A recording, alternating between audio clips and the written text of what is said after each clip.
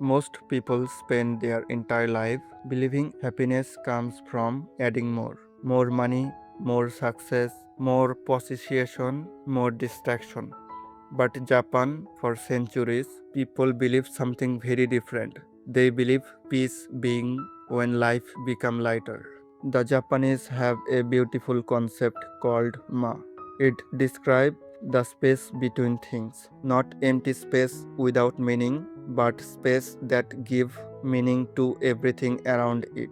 The silence between two notes in music, the pause between thoughts, the quiet empires inside a peaceful room. In modern culture, emptiness often feels uncomfortable. We rush to fill every second with noise, entertainment, and movement. But Japan philosophy teaches the opposite. Sometimes what we remove from life matters more than what we add. For more than 1,000 years, Japan's culture has treated simplicity as a path to inner calm. You can see it in Zen gardens, in tree ceremonies, in traditional wooden homes, even in the way a single flower is carefully placed. Nothing is unnecessary, nothing fight for attention, and somehow that simplicity feels deeply peaceful. One of the Japan's most powerful philosophy is Wabi-Sabi.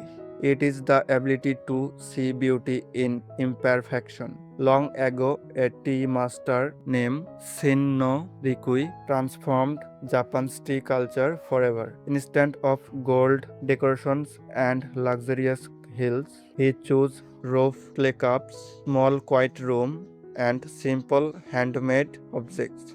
Why? Because perfection often feels distant, but imperfection feels real. A cracked cup carries history, old wood carries time, worn object feel alive. Wabi-sabi reminds us of something important. Life becomes exhausting when he consistently chases perfection. Perfect homes, perfect bodies, perfect careers, perfect life, perfect lives designed to impress other people. And somewhere in that endless chase, we lost our peace. Japanese simplicity teaches something gentler. You do not need a perfect life to live beautifully. You need only present.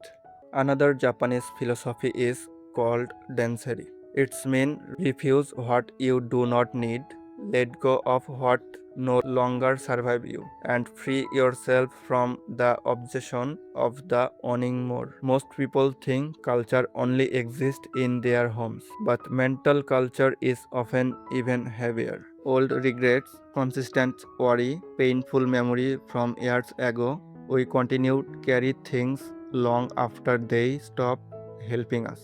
Dansari asks one simple question: does this still survive my life today? Not years ago, not someday in the future. And that question can quietly change everything. Because simplicity is not about living with less for the sake of less. It is about creating space for what truly matters. And maybe it depends Japanese ideas of all is ma, the power of empty space.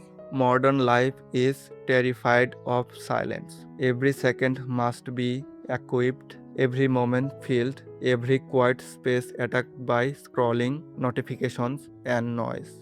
But human soul was never designed for constant stimulation. Without silence, we cannot hear of ourselves clearly. Without stillness, we slowly lose peace. Traditional Japanese homes often contain large open space with very little furniture. Not because they cannot fill the room, but because space itself has value. Space allows breathing, thinking, awareness, and your life needs that too. Leave space in your schedule, leave space your conversation, leave space inside your mind. Sit quietly for a while without touching your phone. Walk without music, eat without distraction, watch the evening sky without feeling the need to capture it.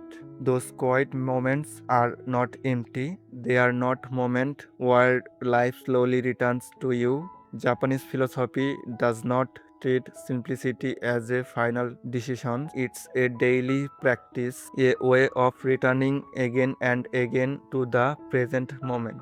The poet Matsud Bisho once suggests that truth exists only in what is happening right now, and maybe that is the true secret of a simple life. Not escaping the world, not owning nothing, but learning to fully experience this moment without drawing in everything unnecessary. One peaceful moment, one less distraction, one thing you choose to let go of today, that is enough. And maybe peace begins there.